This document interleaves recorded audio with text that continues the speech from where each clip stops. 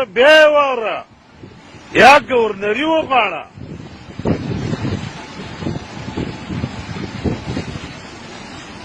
یا سنیټري وغواړه یا سینیر منسټر وغواړه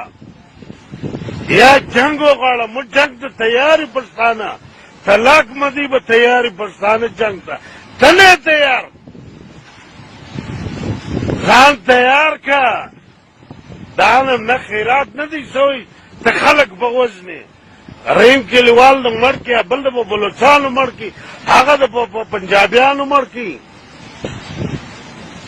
زیاده به ته خلک نه وژنې محمود خانه واوره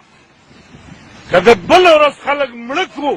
طلاق مدی به ته مرې چې بل درته درېدي که نه درته درېدي محمود خانه زه درته درږم زیاده به شرم لرو حیا به لرو دا ګرد خلک به مړه کړو یا د جنګ اعلان وکړه ته د جنګ اعلان نه کې که ګورنري درکړه بس ته خوشحاله طلاق مدی که زیاده راځه خوشحاله شي خان محمود خانه واوره زیاده مو طلاق دی که راځه خوشحاله شي عجیباکیت منخیل اخري وراسه درته ته مو طلاق دی که به دوم ګورمنټ کې راغلې تا شرم نشته ستا حیا نشته ته ډېر بېحیا سړی ډېر بېحیا ته پښتانه وژنې زیاده مو طلاق دی که به ګورمنټ کې راغلې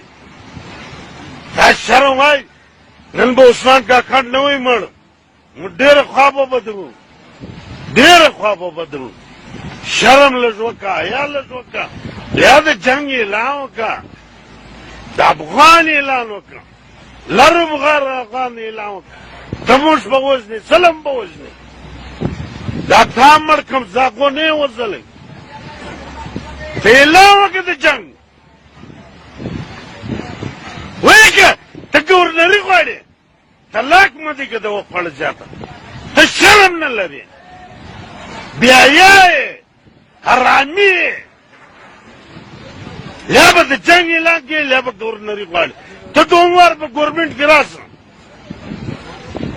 ته خو راسه تا د خدای راولي په ګورمنټ کې دوم وار ته شرمېږې نه تا زموږ عثمان کاکړ را مړ کړي تا زموږ رحیم کلیوال را مړ کړي تا له رحیم کلیواله سره ډېر خلک را مړه کړي ته ګورنري غواړې ورور باچا غواړې سل طلاقه دي که زیاته در میلاو شو زیاته به له تا سره د جنګ اعلان کوو محمود خانه واوره پر موږ ګران یې طلاق مدی به له تا سره زیاته امیدزی جنګ کوو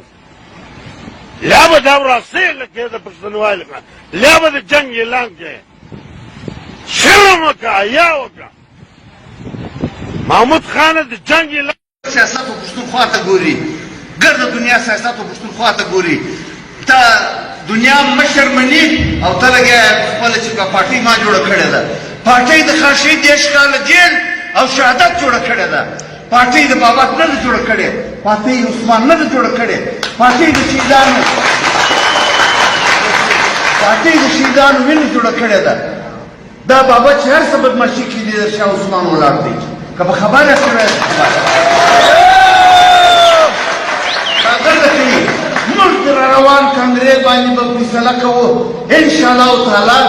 موږ به دا پارټۍ برته خپل پروګرام ته رسوو الکشنان به کوو یو پر بل به اعتماد کوو کارکون عزت به موږ کوو پورې مدار پرچې راکړي